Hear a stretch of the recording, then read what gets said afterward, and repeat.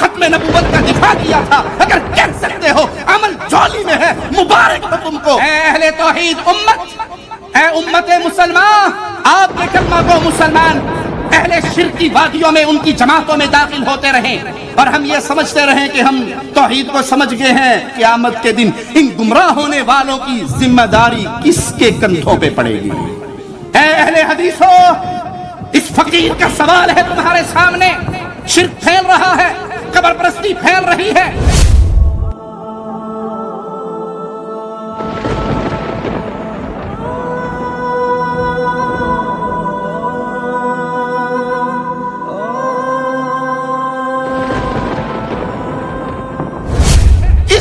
شرک کی اندھیریوں کو روکنے کے لیے تم نے مصطفیٰ کے چراغ کو جلانے کے لیے کیا قربانی دی ہے؟ ہماری غیرت تو یہاں تک مر چکی، اپنی بیٹیوں کا نکاح اہل شرک سے کرتے ہیں، ان کی بیٹیوں کو اپنی بہویں بناتے ہیں جو آنے والی نسلوں کو برباد کرنے کے لیے تیار کھڑی ہوتی ہیں، ان کے جنازوں میں شرکت کرتے ہیں۔ اگر آپ پہلی مرتبہ ہمارے چینل پر تشریف لائے ہیں، پلیز سبسکرائب کر لیجئے۔ کیا آپ کا مال اللہ کی توحید کے لیے خرچ ہوتا ہے؟ کیا آپ کی جان اللہ کی توحید کے لیے خرچ ہوتی ہے؟ کیا آپ کی صلاحیت مالک پیغام لا الہ الا اللہ کو پھیلانے کے لیے صرف ہوتی ہے؟ کیا آپ کی صلاحیت سے مولا کی عزت کی دفاع کے لیے تمہارا کوئی وقت گزرتا ہے؟ کیا تم قیامت کے دن کہہ سکتے ہو اللہ اپنی جان سے، اپنی مال سے، اپنی زبان سے، اپنی قلم سے میں نے لا الہ الا اللہ کے پیغام کا دفاع کیا تھا، محمد کی ختم نبوت کا دفاع کیا تھا؟ اگر کہہ سکتے ہو عمل جھولی میں ہے، مبارک ہو تم کو، اور اگر جھولی میں ایسا عمل نہیں ہے، مرنے سے پہلے سوچ لو، میرے مولا نے سوال کرنا ہے زندگی کہاں گزار کے آیا، جوانی کہاں گزار کے آیا، مال کہاں سے کمایا، کہاں خرچ کر کے آیا۔ اے اہل توحید امت، اے امت مسلمان، اے امت قرآن، اے امت مصطفیٰ، کہاں ہو آپ؟ کہاں ہے آپ کی صلاحیتیں؟ آپ کے کلمہ گو مسلمان اہل شرک کی وادیوں میں ان کی جماعتوں میں داخل ہوتے رہیں اور ہم یہ سمجھتے رہیں کہ ہم توحید کو سمجھ گئے ہیں اور گھر کے اندر تالا لگا کے بیٹھ جائیں، قیامت کے دن ان گمراہ ہونے والوں کی ذمہ داری کس کے کندھوں پہ پڑے گی؟ میں نے کیا پلاننگ کی ہے توحید کو پھیلانے کے لیے؟ آپ نے کیا پلاننگ کی ہے اللہ کی وحدانیت کے پیغام کو نشر کرنے کے لیے؟ یہ سوال باقی رہے گا، اس کو اپنے دل کے نہال خانے میں اتاریے۔ اپنی اولاد میں سے کس کس کو آپ نے اللہ کے کلام کا حافظ بنایا، قاری بنایا، عالم بنایا، دین محمد کا اس پیغام کا راہی بنایا؟ کس کو؟ دو معصوم آئے تھے، میدان جنگ میں کھڑے تھے، عبد الرحمن ابن عوف کو ہلا کر پوچھا تھا چچا ابو جہل کدھر ہے؟ کہا تھا بیٹا کیوں پوچھتے ہو؟ ایک کا جواب نہیں دیا، دوسرا بولا چچا کہاں ہے کافر؟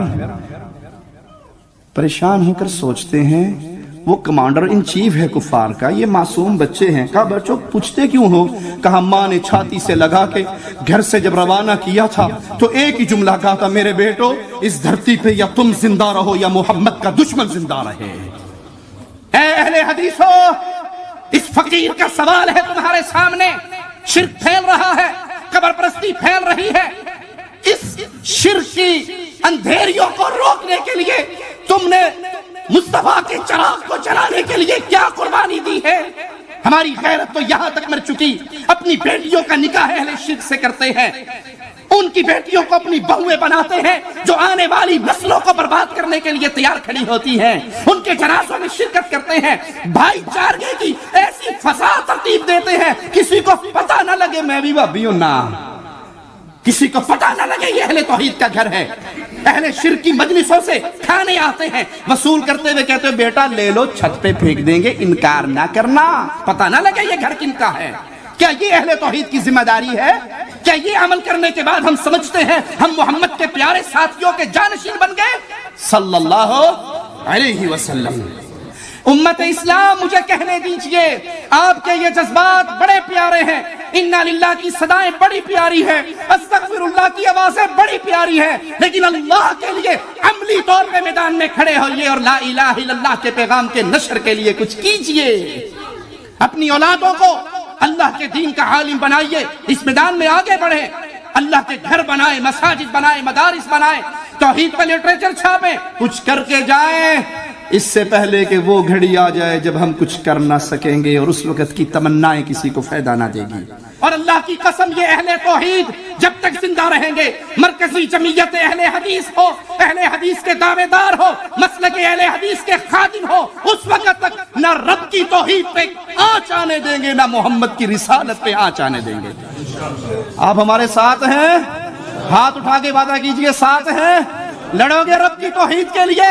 اور اللہ کی قسم، اللہ کی قسم، اگر کوئی اللہ کے دین کی خدمت کرتا ہے تو وہ فخر محسوس نہ کرے اس نقطہ نظر سے کہ اگر میں دین مصطفیٰ کی خدمت سے پیچھے ہٹ جاؤں گا شاید دین کا کام ختم ہو جائے گا، شاید توحید کی دعوت مٹ جائے گی، شاید مساجد بند ہو جائیں گی، میں چندہ نہیں دوں گا، مدارس کا نظام ختم ہو جائے گا، اللہ کے دین کی ترویج رک جائے گی۔ ارے نہیں، اللہ کی قسم، اگر آپ کی جان، آپ کا مال، آپ کی عزت، آپ کی زبان، آپ کا قلم دین محمد کے دفاع میں چلتا ہے تو یاد کیجئے یہ آپ کا کمال نہیں، رب کا فضل ہے۔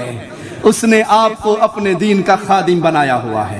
اور اگر آپ اس ظلم میں مبتلا ہو گئے کہ میں نے چھوڑ دیا تو سب کچھ بند ہو گیا، آج اگر ہم اللہ کی توحید کے آوازے کو بلند نہ کریں، اللہ ہمیں مٹا کے نئی قوم لے آئے گا جو رب کے دین کے خادم بنیں گے۔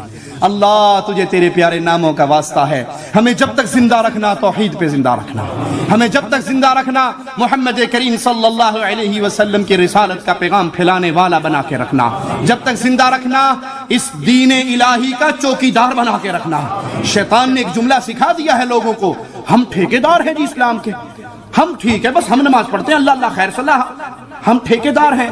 اللہ کی قسم، جس کی زبان سے لا الہ الا اللہ محمد الرسول اللہ نکلتا ہے وہ محمد کے دین کا ٹھیکیدار بھی ہے، چوکیدار بھی ہے۔ یہ دین مصطفیٰ ہے جو ہمیں اپنی جانوں سے زیادہ عزیز ہے، اپنی بیویوں سے زیادہ عزیز ہے، اپنے ماں باپ سے زیادہ عزیز ہے، کائنات کی ہر دولت سے زیادہ قیمتی دولت ہے محمد کا پیارا لایا ہوا دین صلی اللہ علیہ وسلم۔ اللہ تجھے تیرے ناموں کا واسطہ ہے، ہمیں اس دین کے چوکیداروں میں شامل فرما لے اور ہماری چوکیداری کو قبول فرما کے قیامت کے دن ہمیں بھی پیارے نبی کے جھنڈے کے نیچے جنت الفردوس عطا فرما۔